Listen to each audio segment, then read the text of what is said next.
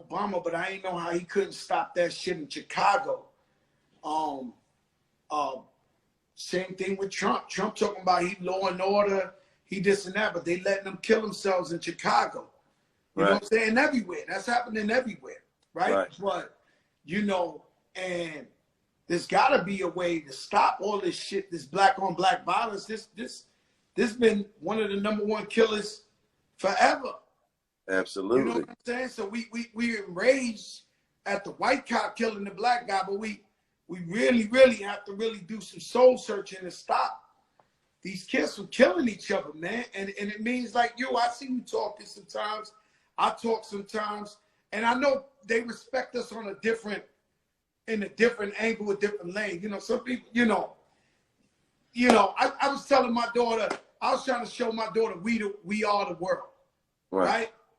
And my daughter was like, oh, if we had one now, then John Legend and Alicia Keys would be on this one. And, you know, those are like, those, you know, John Legend, you know, he coming with the piano. Oh, like, I don't know if you really bumping John Legend in North Philly like that. You know what I'm saying?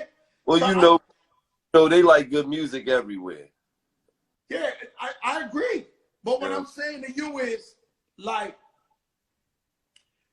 when we talk to them, they listen. Right. You know what I'm saying? Because they know, yo, Gillie from the streets, he wasn't perfect. He came up from the welfare. He came up fucked up. Fat Joe, they know exactly where I'm from. Right. Like, you go to New York and pin the donkey, like, put the star on the projects and come up in there, that shit, 20 floors, looking rusty as fuck, and be like, from here? They'd be like, nah, from here. Right. In fact, he's still from around here. Like, you know, so they respect that a different way. You know what I'm saying? So we got to find a way to just get out there and keep doing shit like this to spread the word, you know. And the COVID-19, like, I've been home for like almost 4 months. Yeah, me too. And what I'm trying to figure the fuck out is, how's all these protesters out here protesting? If that shit don't spike by the fucking 2,000%, I'm going the fuck outside. Same here. Same here. I mean, the gig is up. Like, I mean, it's 1 million people in the middle of the street. If that shit don't be like world record COVID-19, then I'm feeling like we get jerked. Like, you know what I mean? Like, the niggas I think they're proving that if you just wear the mask and stay clean, maybe you could be outside interacting with people.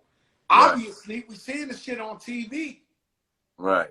You know what I'm saying? But I've been home for 4 months. Like, nigga, Nori is calling me going, nah, nah, nah, nah, nah, nah. Him and his boy Joe, we come outside. Joe. Shout out to Nori, man, too, because Nori is one of the people that, you know, paved the way for me in this podcast game and really showed me, you know, you could really make some money out of this shit. So shout out to Nori, man. I appreciate that guy right there, man. Yo, but ain't it beautiful, man, right? Because we always trying to get it away and we never know. So my slogan, Fat Joe's slogan, he got two. But my slogan is, you got to be in the game. You never know. So my approach for that is say Dr. Dre. Dr. Dre, one of the greatest producers of all time. Suge Knight came and said, yo, let me have that. Give me the company. $300 million. That's what Death Row was worth. Said, nah, I'm a hold that. Dr. Dre said, I don't know too many of us that would have walked away from that paper. He said, nah, you can have that. He went and signed 50 Cent, Eminem, 50 Cent. He might have came up 50 M's, 100 M's. That's like, thank God.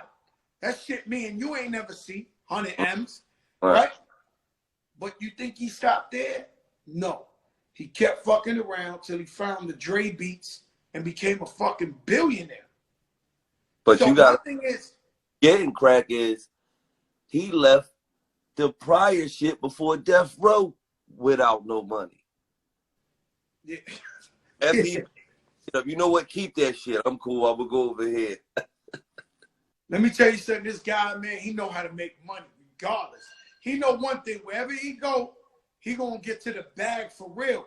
But that's my point, right? My point is like, look at you. You started throwing little game to the people. Now you got the podcast. You making money. We always thought it would be off rap. Right. You know what I'm saying? Now the podcast going to lead to other shit. TV shows, this and this, that. Right. It's all going to lead to something. You know what I'm Right. saying? As far as Nori, same thing. I mean, living legend, platinum so many times. But then he started the podcast and shit ring the fuck off. Right. And now he don't want to rap. Right. But because at the end of the day, sometimes guys show you that, okay, I put you on a different train now. You know what I'm saying? I don't want you to be out there and be a 40-plus-year-old rapper that feel like you gotta rap. You feel what I'm saying? Nori don't feel like he gotta rap. So if Nori decided to put out an album, it's because I just want to. This is what I love to do. You know, vice versa with me. I don't feel like I gotta rap, but if I do it, it's just because this is what we love to do. You feel me? One thing I understand that when you put that hustle in, God gonna test you, then he gonna bless you. You feel what I'm saying? And one thing I know is how to hustle. And I ain't talking about as far as selling drugs, because drugs sell themselves. You feel what I'm saying? A hustler is a nigga that can sell you something that you wasn't looking to buy. You feel what I'm saying? One thing I know. Gillie, man, this Corona shit came on up through the fucking camera on. I said, I'm going to learn this Instagram. Because I didn't know no social media like that. I've been throwing up little pictures here and there. I'm 4 years late to Instagram.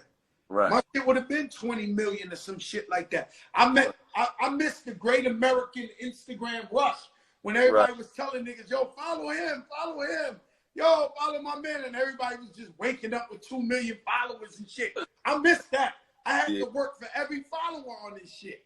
Right. So I'm stuck in the house. This shit never happened in 100 years. You can't come out the house. I said, oh no, fuck that. Like, I'm not sitting home on my ass.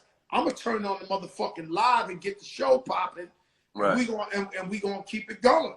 You know what I mean? And shout out to our sponsors. We got Ciroc, we got Duce Fridays, we got Fan Mio, we got GameStar app. The list keep growing. You know what I'm saying? And that's what we talking about, making something out of nothing. Hustler. Right. It all is like what motherfuckers gotta understand is motherfuckers gotta stop being time wasters, man. You know what I'm saying? Motherfuckers sit around and watch life pass by like a PT Cruiser on the expressway, man. Time ain't waiting for nobody. You getting older every day, so you got to get at it. You know what I'm saying? It was days I ain't feel like giving out $1 million worth of game, but I still got up and did that shit. You feel what I'm saying? And it pays off. I seen the last one you got where homeboy said his wife was sexing a rapper or some shit. Football player. He said Meek was spiking his bitch. Hey, man, listen, man. You know, niggas, women get fucked every day, man. That's a part of the game, Joe. You know? This dude's hilarious. Is he a regular on the show or something? So I keep seeing the clips everywhere. He's like, yo, my wife, you know, they ran through her. You know, and then you got the girl over there. She talking about, yo, broke boop is the best food. You know, if it ain't broke, they ain't coming in like fighting for their life. Like, yo, Gillie, that shit crazy. Yeah. Hey, you know, we touch on a lot of topics, man. But the main focus of $1 million worth of game is to educate the youth and give them the game. That's guidance, attention, motivation, and education. You feel me? They didn't give it to us. Right. You see, so Fat Joe, I am who I am. Right? And people don't understand why. I'm an open book. I tell you everything. When I fucked up, I tell you when I win.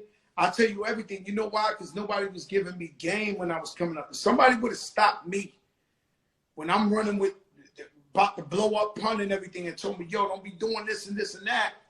You know what I'm saying? Because it's going to stop you from getting to the bag.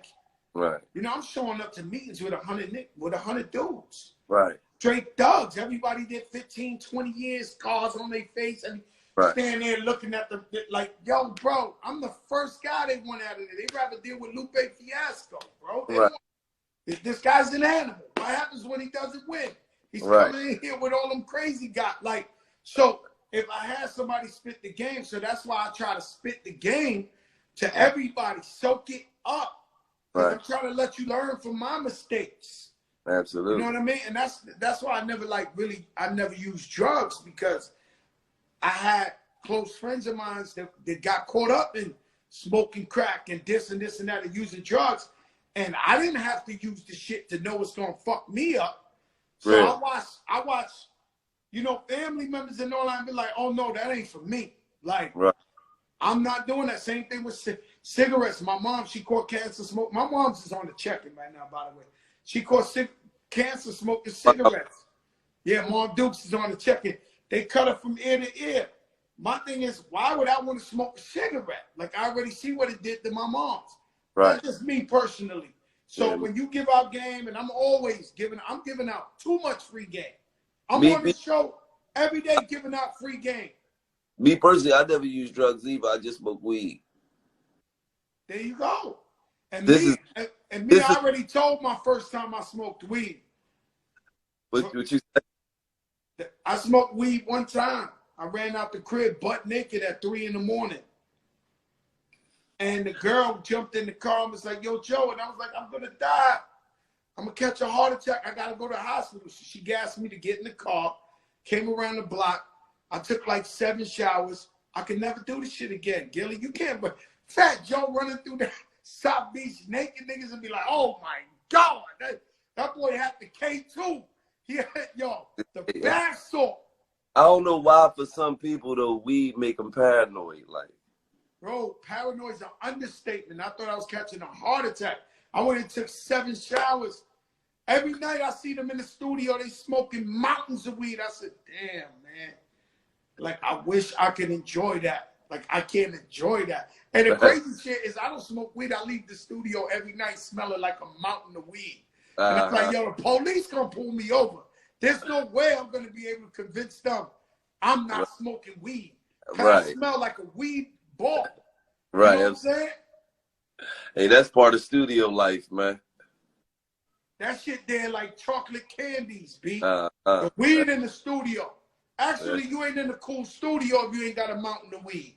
Absolutely. You go to Scott Storch's house? Matter of fact, that got weed everywhere. That's not even a studio. That's just somewhere you can record at. Real shit. Yo, Gillie, man, thank you, man, for coming on the show. You know I love you, my brother. Oh, you too. Continue success. You know we always got that. Thanks for coming. You was about to be the first false advertisement. No, man. Big show. This is a big show. I almost gave up. You know what's crazy? Because I'm a person of you know, I'm about being on time and being punctual and shit. I could have swore you said 9 o'clock and shit, but you said 8, so I apologize, brother. My brother, nothing but love, man. Stay up, man. All Gillie right, from bro. Philly. Gillie the Kid. Gillie the King. Woo! There you have it, guys, man. Now I'm happy. Shout out to the mayor. I'm sure he already doing this sneaker show. You know, I was going to hang up and go to the sneaker show. Yo, E Philly, what's good?